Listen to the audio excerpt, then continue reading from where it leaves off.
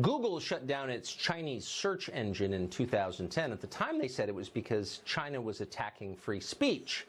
But things have changed. The left doesn't care about free speech anymore. So it was no surprise today to see new reports that Google is building a brand new censored search engine that will allow it to re-enter the Chinese market, will be actively abetting the communist police state there and crushing dissent. Google's behavior doesn't end there, though, in China. Last year, Google opened a major artificial intelligence research center in that country, even though China is aggressively pursuing military uses of artificial intelligence against the United States. Scott Cleland is the author of Search and Destroy, You Can't Trust Google, Inc. He joins us tonight. Scott, good to see you.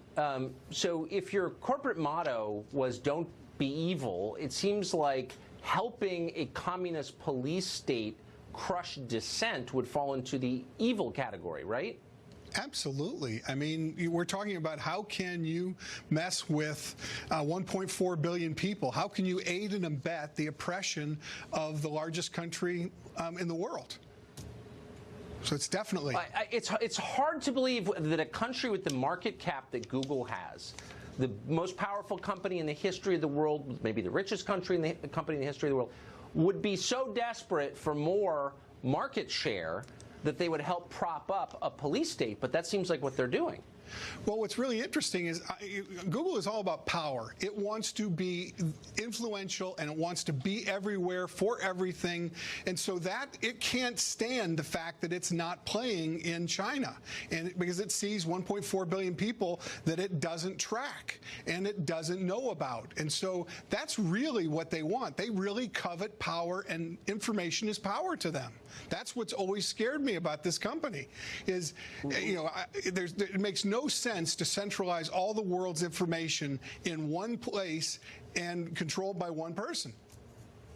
Information is power for them, but their pitch was always information will empower the rest of us as well. But the deal that they are striking in China would withhold information from the population. They would be complicit in the brainwashing and propaganda efforts of the Chinese government. It's exactly the opposite of what they said Google was about.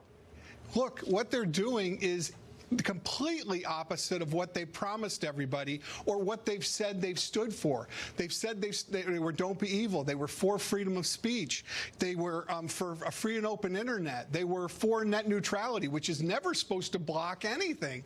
And they were the main corporate funder of that. And this is basically blocking every single freedom website in the world from getting into China. There's nothing neutral about that. There's nothing free, nothing open, nothing good about what they're talking about doing.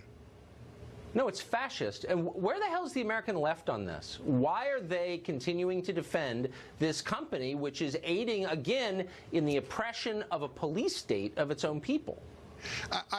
Hopefully they're going to come around, because this one is completely indefensible. I mean, even Google themselves stood up and said, we can't do this. This is too bad. Yet 7 years they're coming back and doing it in much larger scale than they were going to do before.